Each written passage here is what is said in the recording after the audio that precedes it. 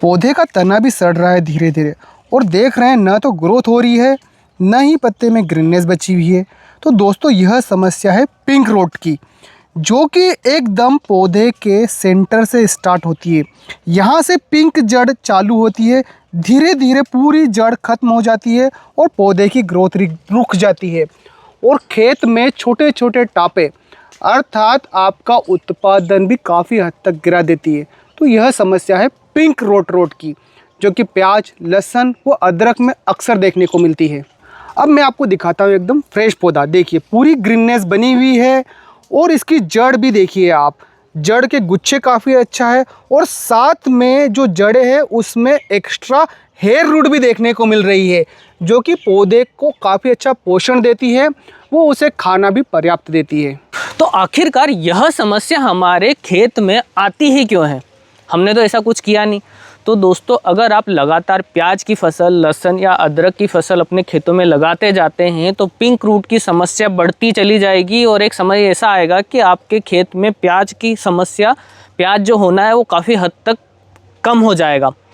तो इसे सबसे पहला जो निदान है वो क्या किया जाए? इसके अलावा एक समस्या और हो सकती है कि अगर आपने लहसुन लगाया और जिस खेत से आप सीड लेके आए, लहसुन का बीज लेके आए हैं, अगर वहाँ भी पिंक रूट की समस्या होगी तो आपके खेत में पिंक रूट फैलेगा और अन्य फसल जो उसी फैमिली की है लगाएंगे तो आपके खेत में और ज़्यादा ये समस्या बढ़ती चली जाएगी।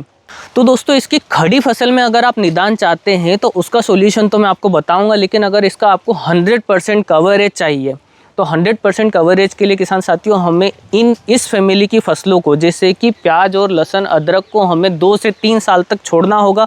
उस खेत में आप चना लगाइए, गेहूं लगाइए, बाजरा लगाइए या फिर मक्का लगाइए। ऐसी फसलें लगाइए जो कि इस फंगस को ख़त्म करेंगी।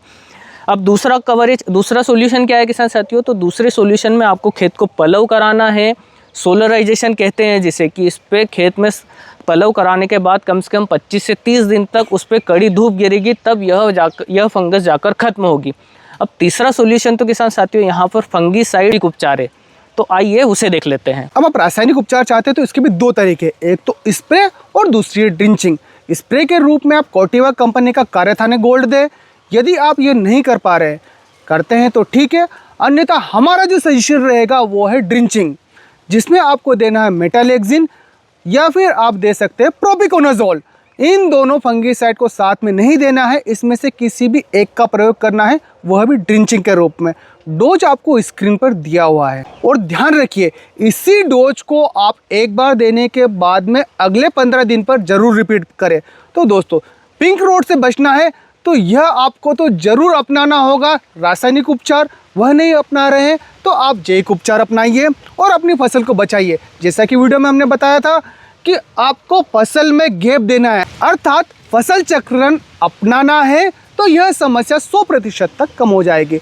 और आप कमेंट कर जरूर बताइए कि पिंक रोट से बचने के लिए आपने अभी तक क्या किया है और उसका रिजल्ट मिलता है तो जरूर शेयर कीजिएगा। धन्यवाद।